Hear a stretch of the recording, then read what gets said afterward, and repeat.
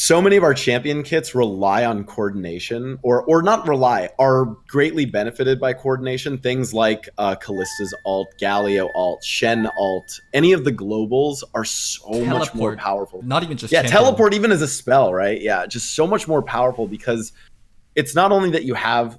So there's one thing that I would pitch for Riot. I'd like to see us do eventually. Voice comms. I'd like us to do voice comms in ranked. Like opt-in voice comms for rank.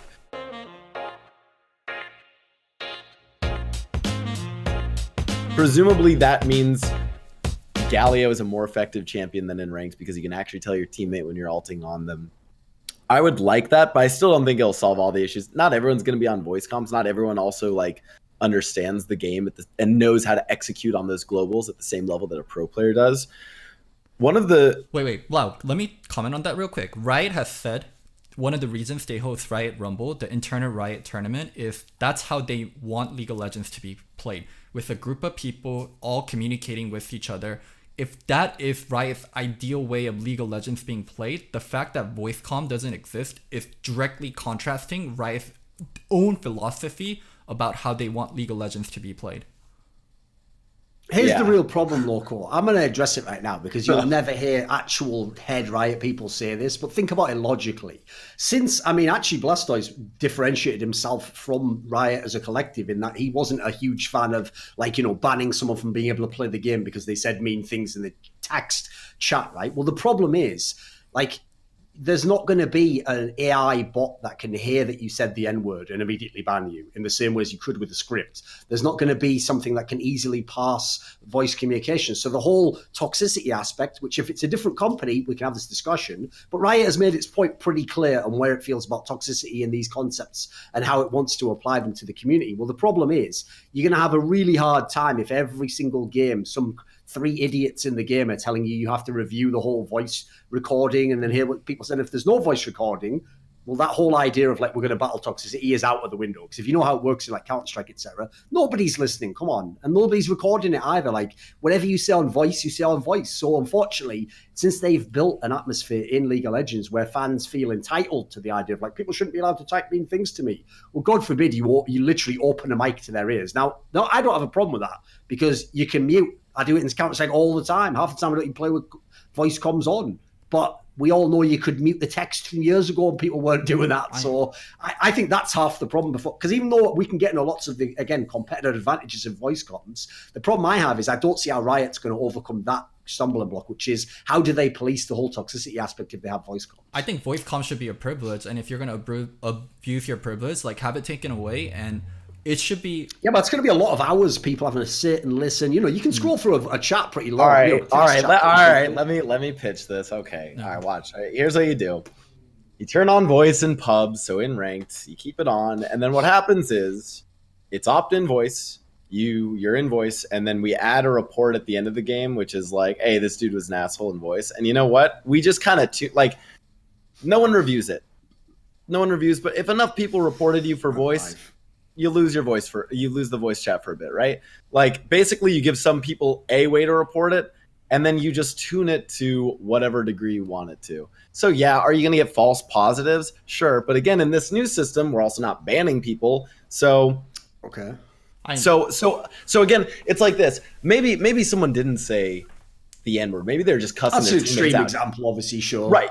Maybe someone's just I fuck you guys. Why, piece of shit jungler. Why don't you gank my lane? Which, yeah, sometimes that's fair. So someone says that, right? And their team, and they probably performed bad that game, a little bit bad too. And so the whole team's yeah, fuck it, just report that guy for voice. Worst case scenario, he said some things that probably shouldn't have gotten his voice chat taken away, and he loses it for a week, right?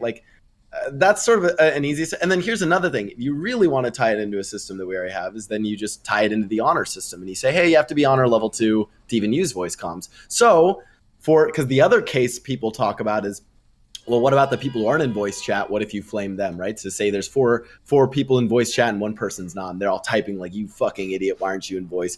Fuck this person, right? They type that out. They're going to lose their honor because they're going to get chat restricted, but their account's not going to be banned.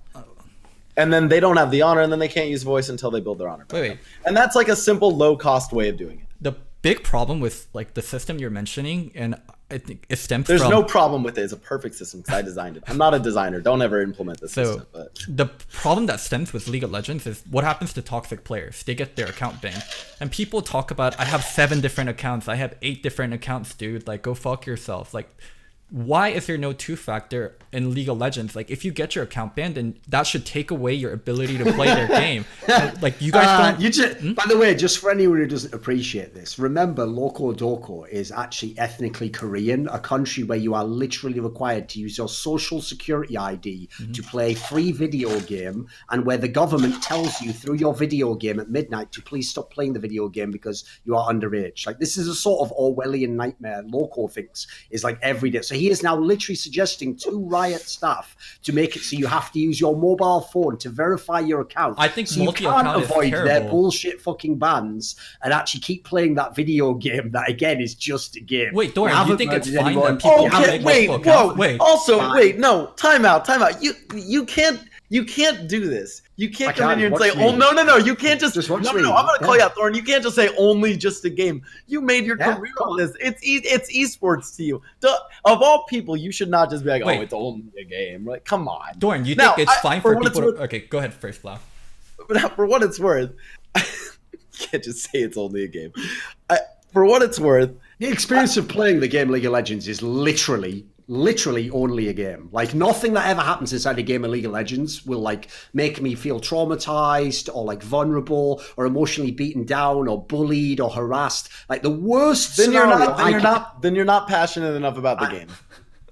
I mean, that's one thing. I'm actually genuinely being serious. I think if you look at a lot of the high elo players who dedicate their time to this game, it becomes a sport for them, right? I get the idea of something being a game versus not a game. But one of the big things that we have to recognize for games like CSGO, for League of Legends, for Dota, is that they are more than a game. They are a sport going forward. And that's actually something I do want to talk about. Let's get to this later.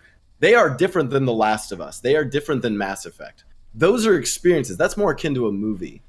I'm going to be honest. When I play League of Legends, I play men's league hockey out in LA. It's great. Justin Bieber plays in a similar league to me, actually. What does that have to do with anything? But go ahead. It does have something to do with it. You would mention it yourself, Loco, if it was true. So I would, but what's go ahead.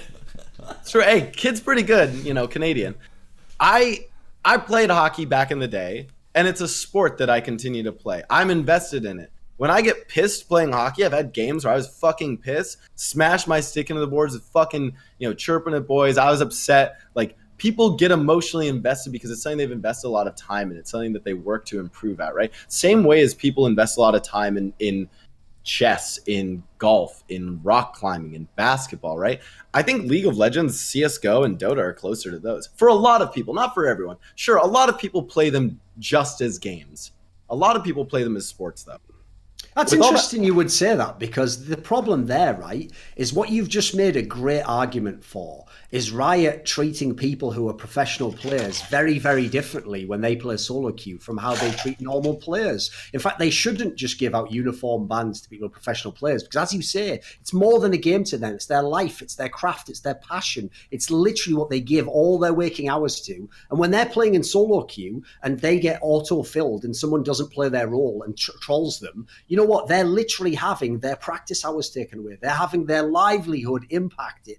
They're having their job satisfaction ruined. And so that person, if he was to lash out in a frustrated manner, should be treated with a lot more compassion by someone at Riot Games than a random person just playing solo queue who's just a scrub. But of course, we know that's literally the opposite of Riot's position. They treat every summoner on the Rift as though he's another identical person, don't they? And that's why we've had pro players banned for years and many other occasions. So your own argument would be great. Just bottle it up, like tape that, and then just go with a boombox. You play it tomorrow in the office. Maybe we can actually affect some change. You can't take what I say though. That I just did it. Just did it. Keep watching. I don't. Blah blah. Let me at the beginning that I got to express my view. Yeah, you did.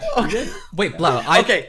Without what is it? I do think Dorian can't just take your opinion and then be like, if this is your opinion, then why does Riot do this? Because you are not Riot. You're an employee at Riot with your voice, and that might not even be the No, department you work I at. definitely was not saying, by the way, he had to agree with my opinion. What I was saying was his own opinion. I was pointing out an interesting observation that his own opinion actually goes counter to what the company that's works fine, for. 'cause he's an tends employee. to display in how they think about He's things. not the and ultimate listen, decision maker. that's Loco, fair, that's you're fair. allowed. I don't know if you have, like, overnight you became a member of Antifa or something, Loco, but you're actually entirely allowed to say something that you don't agree with someone without it being prescriptive behaviour. They now must stop saying it. No, he is welcome to disagree with what I've said. The conversation continues. It doesn't matter that I'm not saying that Riot has to change it. I'm saying that Riot isn't going to change it. So what he's saying now is all well and good. It's lovely and flowery language, but it doesn't actually apply to how Riot treats people. Let me put in my 2 cents. Let me put in my 2 cents first, Blau. Okay. I Go do ahead. think, what is it, high elo solo queue, like absolute high elo, like Challenger Master, should be policed way differently than 99% of League of Legends and solo queue.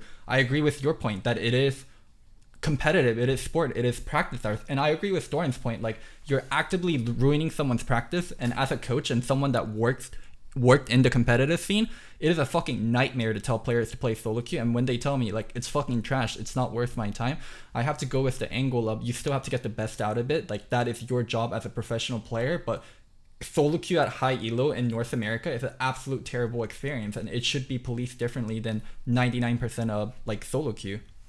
Yeah. So I'll just say this. I don't work on this team, but part of this is like, and I can apply this not just to, but to like Overwatch or even to CS:GO, because they actually probably run into similar issues. This guy knows a lot of games, Local. Thing is, I'm just, you know, what if I ever get as passionate as him about esports, I might actually start a little career or something. should learn maybe CS I'll be you on should this learn show about one day, CS:GO. yeah. I'll see if I can. Yeah, I'm learning a lot. Anyway, keep going. Go and tell us more. Yeah, I heard you know some stuff about. Remind me to talk about how you're like the Kanye West of esports later on. But anyways, I think if you could have systems that were more tailored to the motivations of players playing a given mode, that actually would be ideal. So you brought this up, which is like, hey, in high elo, no one really cares what you type. They really don't care. They pretty much only care about how you play, and I think they're okay. You could even make an argument, by the way, as a quick aside, that if you know what most top competitive players are like, where really they don't get that bothered by like what's typed, they'd rather, like, put it this way, if you could say to a top pro player, everyone in your game who flames, they might say anything outrageous in flame, but we promise they'll still play properly, they'll still try and win on your team.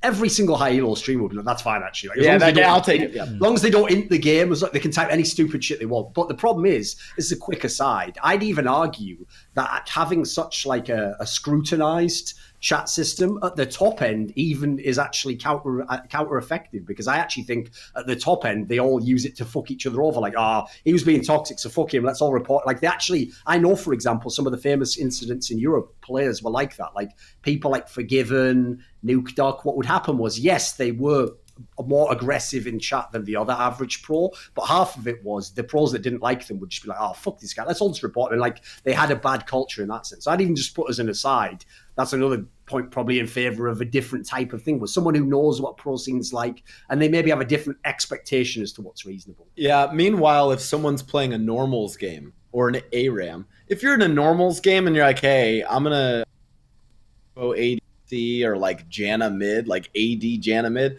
you're in normals, that's fine. Should like, be allowed. Yeah, that's okay. Yeah, if you did that in challenger play, you should that should be reportable, right? Those are different, and you're still playing Summoner's Rift, still League of Legends, but those are fundamentally different situations. But I'd say this: if you're playing a normals game or an ARAM, and you tell someone like "fuck you, KYS, uninstall the game," that's very different in a normals or an ARAM than in the highest level. So yeah, I think in League or in any of these games, I think the next step for teams think like any designers or developers, this isn't just for Riot, I think other developers and designers should be thinking about this too.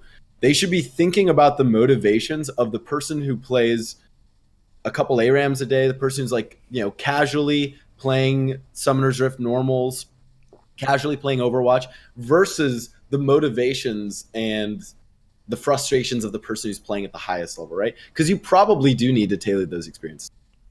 And again, that's like, it's a tough call. Some developers might listen to that. I'd like Riot to eventually move in that direction. That would be my hope. But I'm focusing on other stuff.